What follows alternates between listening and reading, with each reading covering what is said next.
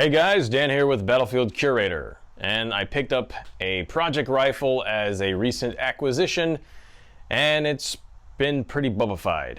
It's missing a lot of parts, and it's really not in the best condition, but I think I can still restore it. I do have some Lee Enfield No1 Mk3 parts laying around that should fit it.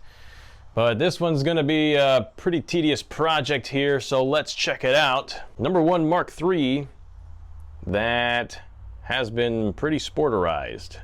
Even the buttstock. Somebody really wanted to turn this into a nice hunting rifle at some point in time.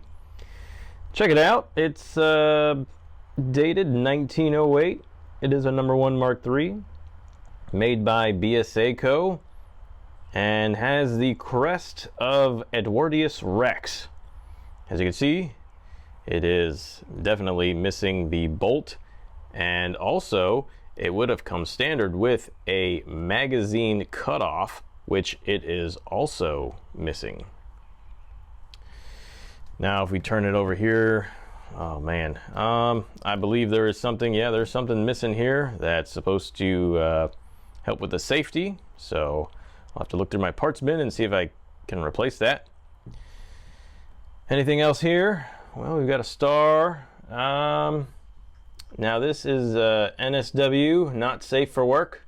I mean, that's New South Wales, and that would be in Australia, which is kind of interesting. So, British rifle sent to Australia. What else is very unique about it is you see the broad mark there. It's got 2 serial numbers. So what is going on here? What is going on here? So what I've also found here is that it has a Lithgow barrel. So the original barrel was switched out and a Lithgow barrel was put on there. So definitely Australian. Probably lived in Australia for a while. Now taking a look at this rear sight here. Also, the original stock, totally bubbified. They took out the volley sights, and yeah, there probably would have been volley sights over here as well. So volley sights are gone. But oh well. Yeah, so my guess is because of this cosmoline here is that this rifle was probably sent here prior to 1958. And it was sent as, you know, it might have been sporterized at the import, where it got imported, the company it got imported at. But looking down the barrel here, I did take a bore light in there. It looked really good, but there's still cosmoline. So once I cleaned out the cosmoline, the grooves look pretty good. So I don't doubt that this rifle will still hold accuracy. And I believe it'll be a pretty decent shooter once I get it all fixed up. Something else to note too is missing the butt plate to the buttstock here.